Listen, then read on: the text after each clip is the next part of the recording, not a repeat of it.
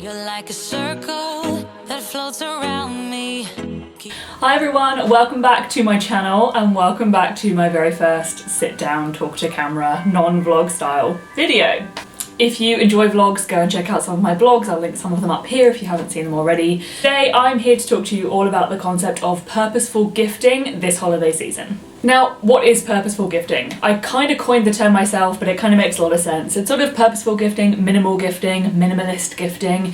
It essentially prioritizes giving gifts that have an actual, tangible, practical use in a person's life, rather than gifting like gift sets and novelty items that are sort of commonplace around the festive season. So why is purposeful gifting so great? Well, first of all, it can save you money because it brings a lot of intentionality to your gift giving.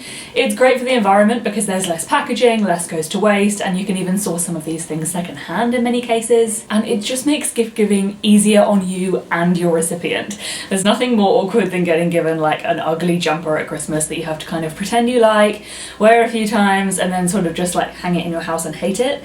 So purposeful gifting makes it easier for you, the gift buyer, and for your recipient because they're getting something that they can actually use in their day-to-day life. I'm a really big advocate of purposeful gifting, especially in 2021 and, you know, in the future beyond, because I really think that while I'm not against gift giving in general, if it's a tradition for you and it's something that you enjoy, gifting is one of my love languages, so I really enjoy gifting and I don't want to give that up. But I do think that if you want to give gifts like I choose to, and if your family and your friendship group partake in the gift giving side of the festive season or the holiday season, however you celebrate, we kind of have an individual responsibility now to do that in the most conscious way that we can. From my perspective, one way of doing that is gifting things that can actually be used rather than things that are going to get sort of put in a corner somewhere and looked at and never really touched. So I've devised a really easy way to get into purposeful gifting. I've got 4 rules of purposeful gifting, or 4 guidelines if you will, we don't love rules. 4 guidelines of purposeful gifting that will help you understand how you can gift more purposefully this holiday season and for birthdays and holidays going forward. Rule number 1, it has to be useful in the recipient's life. So the easiest way to do this is early on, before you start buying gifts, before you rush out and just think, oh, I know, 3 for 2 on gift sets or whatever it might be. Sit down and think about who you're going to buy for, make a list, and then next to each person's name, write a few notes about their lifestyle. What do they do for work? What are their hobbies? What are they interested in? And then sort of let that marinate in your mind for a little while, or it might come to mind straight away. But start to think about items that can add value to that lifestyle that you've just listed out. For example, if they drive a lot, could some sort of car accessory be useful? Some sort of cup holder or an aux cord or something to make their daily commute a little bit more pleasant. Maybe if they have a job that's become a little bit more permanent work from home style, some ergonomic computer peripherals could be really, really valuable for them. Even though they can seem kind of boring, these types of gifts, they actually have a lot more use than the sort of like novelty things that seem exciting at first but actually have no purpose. Guideline number 2 of purposeful gifting: it has to solve a problem, provide a solution, or save them time, money, or stress in some sort of way. Now, that might be a problem that you've identified, or it might be just sort of an everyday problem that we all face and you found like an amazing knick-knack or gadget to solve that. For example, handy things in the kitchen, like apple corers or garlic peelers or a mandolin or anything that you think might add value to their experience in the kitchen, can be solving a problem because it's making it easier for them. Another option here is to get them something that they already use and stock them up on it. For example, skincare or makeup. If you've got people in your family or friendship group that wear makeup and use skincare, honestly, having a stock of that stuff will bring them infinite joy, much more than you kind of guessing something that they might like. Guideline number 3, it can easily be regifted onto someone else. Now, this might be a bit controversial, but I personally think that we need to normalise regifting. Generally, when you're looking for useful gifts, hopefully it will have a place in the recipient's life. But every now and again, we get it wrong, or they just don't get round to using it, or maybe they've already got something similar, or they don't need that problem solved. When we normalise regifting and when we give gifts that can be appropriately regifted very easily, again, we make it easier on everyone. We reduce waste, we save money, and we make it easier to give and receive gifts in a conscious way, because even if it's not right for your recipient, they know that you're okay with them passing it on to someone else. And when it's something that's sort of universally practical, it's going to be much easier to do that than trying to sort of give away an ugly jumper. And guideline number 4 kind of ties into that ugly jumper example. It doesn't rely on guessing somebody's taste.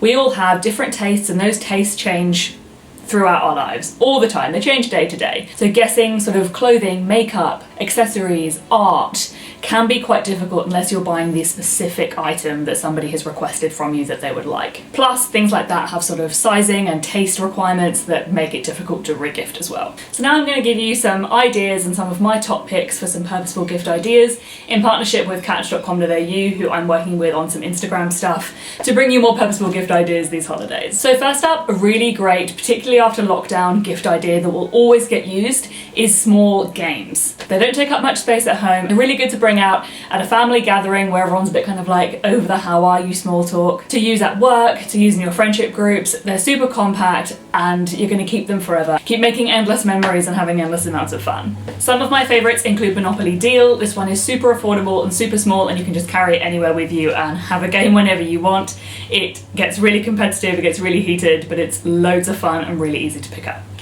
Similarly to that is Exploding Kittens. It's kind of a similar premise to Monopoly Deal. I actually played this with a friend back when this game was just on a Kickstarter. And it's obviously got funding and now it's been made properly, and it takes a bit of getting used to at first because there's lots of different cards.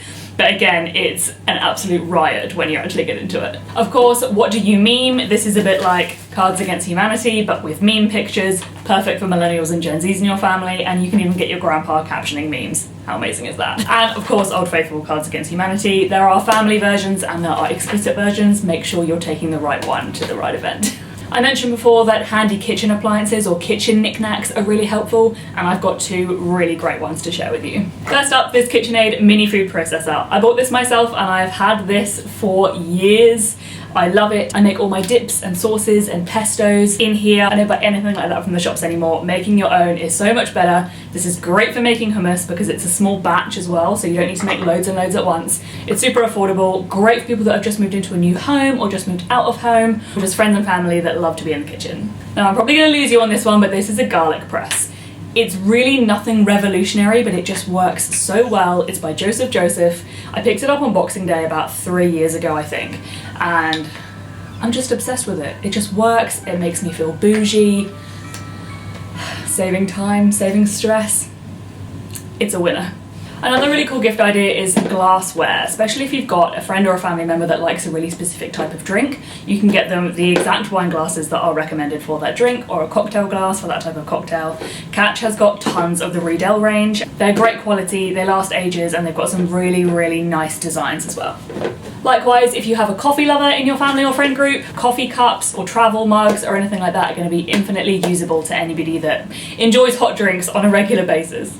And like one of my examples before, if you've got somebody whose temporary work from home setup became a little bit more permanent after the pandemic, some really great ergonomic products like this Logitech mouse are all over Catch. They've got amazing keyboards, wrist mats, all that kind of stuff to make everybody's working from home setup a lot more kind to our spines. And lastly, a really great thing to do when you're looking for purposeful gift ideas is to think about anything that your recipients might be sort of working on at the moment or getting into, or new things that they might be starting. If someone's ever said to you that they're trying to reduce their screen time, I really recommend this Lenovo Smart Clock. It's got Google Assistant, and this has really, really helped me not be on my phone in the morning because this wakes me up. It's got really cool morning and nighttime routines that wake you up gently and set you off to sleep gently. It's got a wake up light function, sort of like a sunrise type thing to ease you into the day. It's got Google Assistant so you can play your favourite media through it, and it means that you can keep your phone away in another room or at the end of the bed or whatever it is, so you don't have to touch it first thing and you're not glued to your scrolling the second you open your eyes. Catch is also really great if you're looking to top up your recipient's stocks of products they already use, like makeup or skincare. They have the Dr. Dennis Gross range on there at actually a really good discounted price, so hot tip. I use these all the time, and if somebody gave me these as a gift so that I didn't have to buy them for a few more months, I would be pretty stoked. So definitely check out skincare, find out what brands your recipients use with a little bit of digging, and just stock them up on something that you know they're going to love and you know they're going to use. That's all for this video, guys. Thank you so much for watching. I really hope you enjoyed my purposeful and minimal gifting tips. I hope it's going to help give you some inspiration this year. Don't forget to get your orders in early if you are shopping online, because there are postage delays left, right and centre. If you're not subscribed already, I would love it if you hit subscribe and gave this video a thumbs up because it really supports the channel. Thanks so much for tuning in, and I'll see you in the next one. Bye!